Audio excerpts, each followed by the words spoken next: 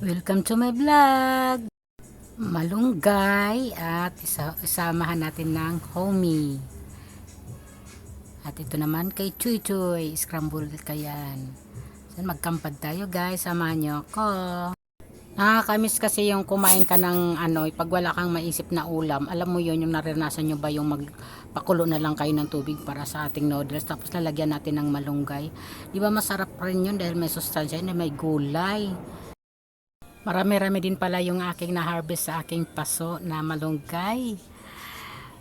Fresh na fresh. So, ayan, nakatipid na naman tayo. Yung nagastos nating ulam ngayon ay 10 piso lang. Ayan guys, marami di ba? Fresh. Tapos yung ating magastos ngayon ay halagang 10 lang. Tapos lagyan natin ng ayan guys, o di ba? Oh, tapos, yung ulam natin guys ay hanggang tanghalian yan. Siyempre ako lang naman ang kakain. Marami yan pag nailagyan natin ng sabaw at malunggay. May diferensya na kasi yung ating speaker. Kaya hindi clear yung ating mga sinasabi dito. Kaya ayan, samahan na lang natin na mag voice over. So ito na nga. Habang tayo ay nagkakampad, naghihimay ng ating malunggay. Ang sinasabi ko nga pala dyan ay masustansya yung ating kinakain kahit homey lang pero may malunggay naman nakahalo.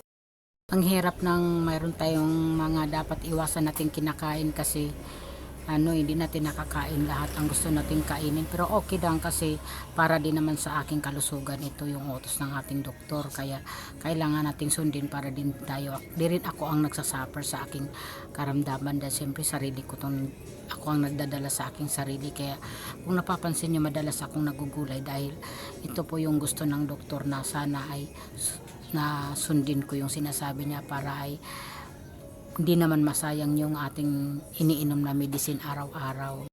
At ito na nga, naisip ko lang na buti na lang din ay ang problema ko lang sa sarili ko ay yung ating cholesterol lang at saka uric acid. Sa wakas naman ay nagiging normal na ang aking sugar, wala akong problema sa sugar. Yun lang po ang problema ko sa aking sarili. Madali lang naman gamutin to basta wag lang tayong susuway. Wag tayong kakain ng mga bawal mga mamantika, yan, mga tulad ng mga sobrang sa kanin, mga tinapay, bawal yan kaya kailangan natin sundin kung pwede lang puro gulay. Okay lang yan.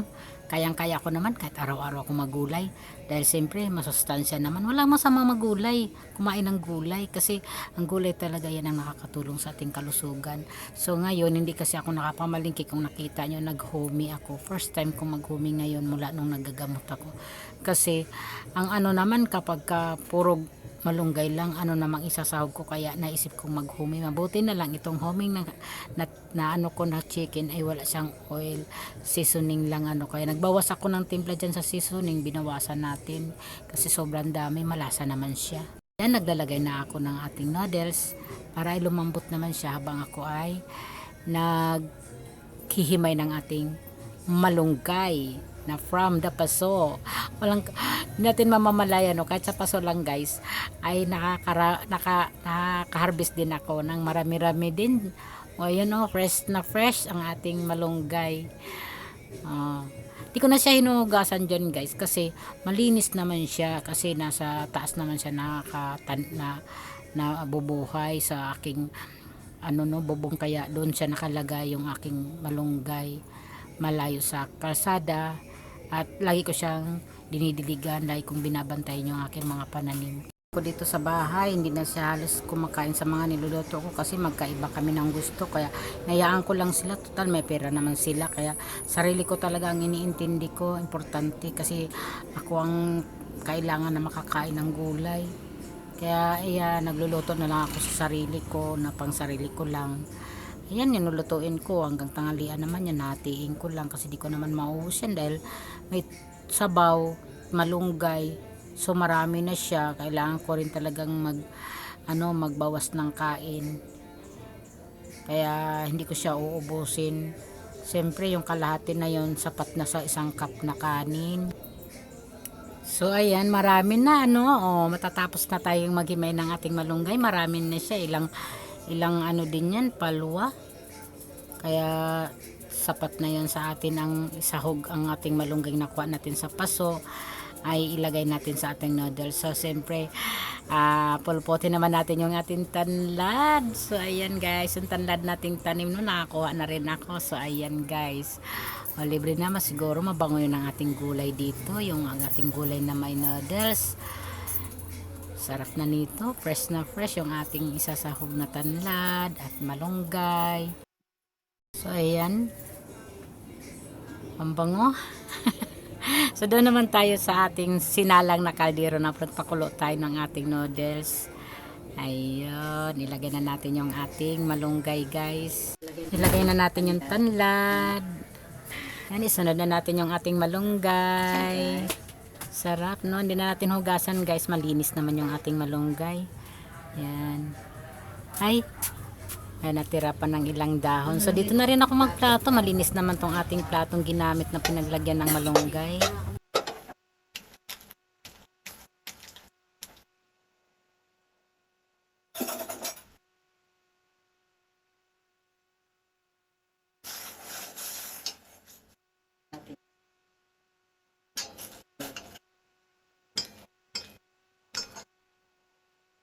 Huwag natin ilahat ang seasoning, marami pala, tama na ito, maglasa na rin itong ating noodles at malunggay.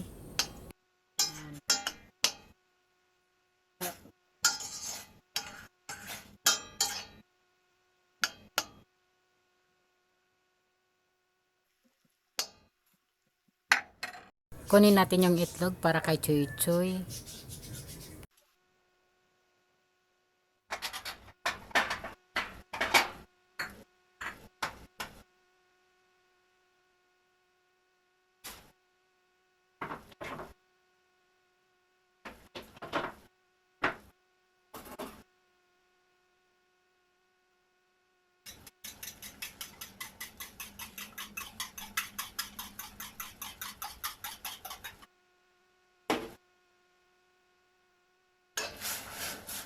Yan.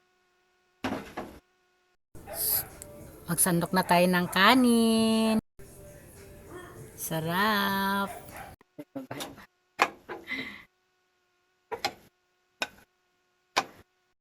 1 cup rice. Pwede na yan.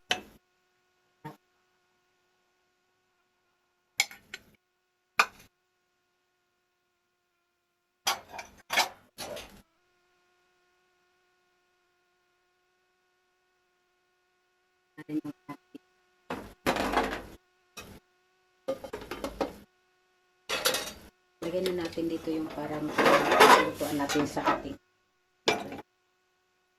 So,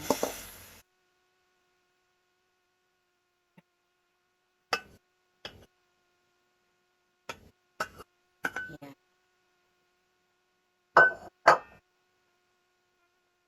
Ito na yung ating ulam. Ayan guys, sarap.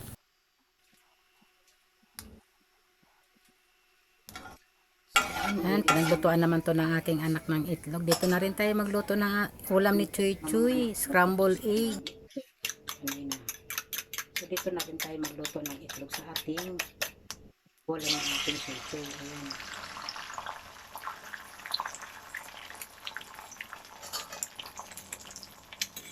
Ganituhin ko lang siya guys para ay hindi naman siya buo na pagkakaluto kasi dudurugin ko rin sa kanin ni Choy Choy yan. Kaya ganyan siya. May ulam na rin yung ating alagang si Choy Choy. Wala siyang ulam guys, isda sana, kaso wala ako, hindi ako nakapamalingki. So bibilang ko na lang siya kapag ako nakapunta ng palingki. Gusto kong ibili sa kanya yung mga laman loob ng ng bangus. Masarap yun guys. Pag marami yun, binibinta nila, mura nga lang. Mura lang naman, mga halagang 20, 50, marami na. Pero pag konti, binibigay na lang nila sa akin. Yan. Tapos paksiwin ko yun. Yun ang gustong gusto ni Choy Choy. Kasi alam nyo naman ang laman loob ng bangus, malasa yun.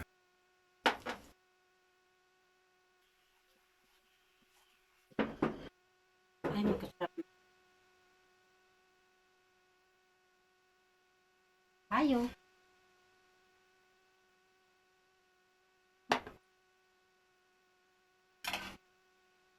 Lunggay pa.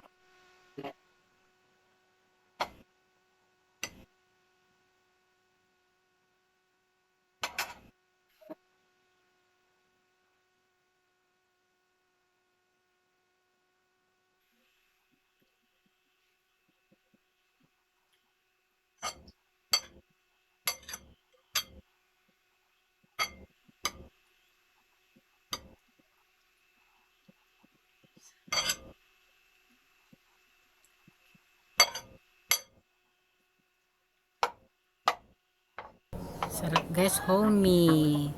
Ang ulam natin is halagang 10 piso lang, no?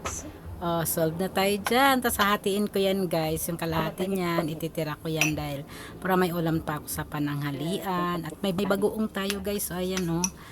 Ayan. I-ano natin yan, i-ano ko lang sa ating kanin pang padagdag sa lasa ng ating kinakain para ganahan naman tayo. Ayan, ganyan lang ginagawa ko. Oh. Sarap guys, kain tayo guys.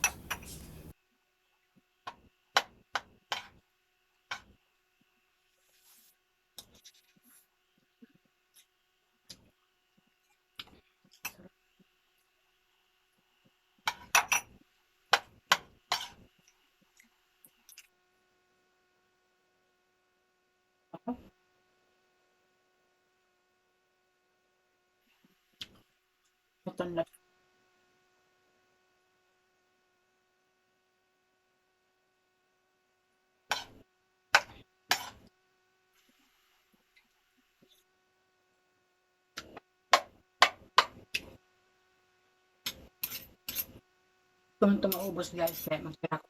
Halian ko pa yun.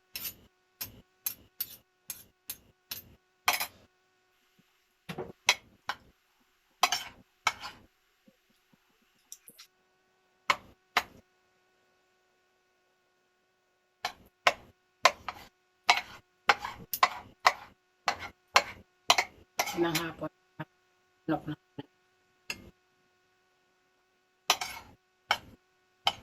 Para lang.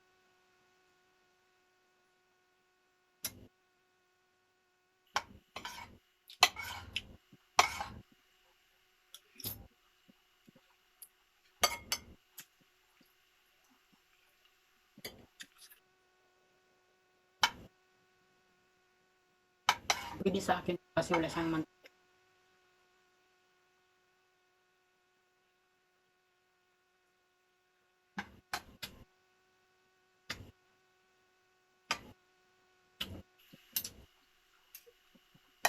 Gusto niya ni Konobs.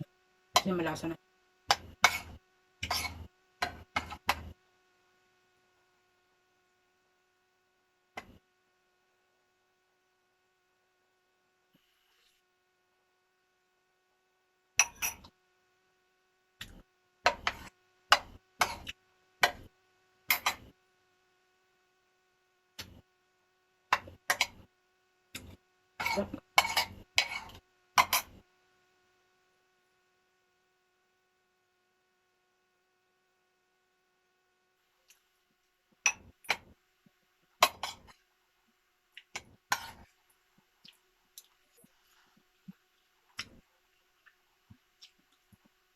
Ito na pansin mo. Yun ang sabi ng doktor, kailangan ko magabawas ng kanin.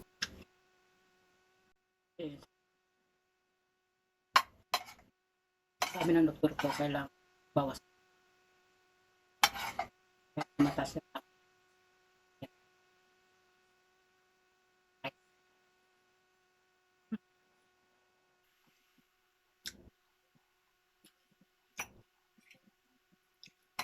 Kailangan ko magbawas ng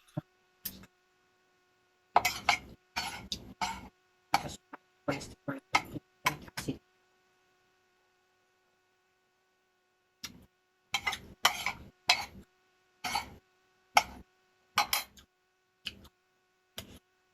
Sarap kumain, mainit ang sabaw.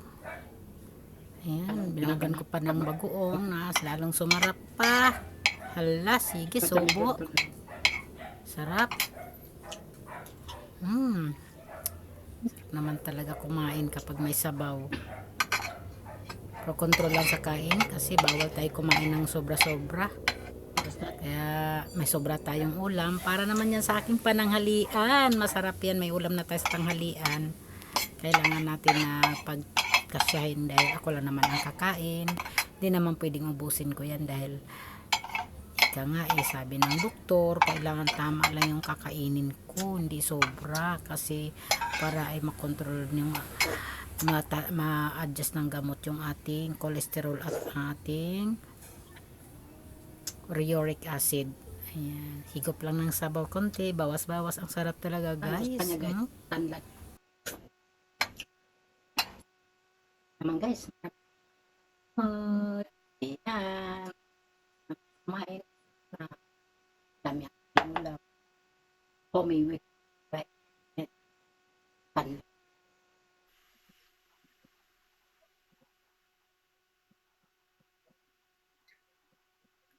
for watching.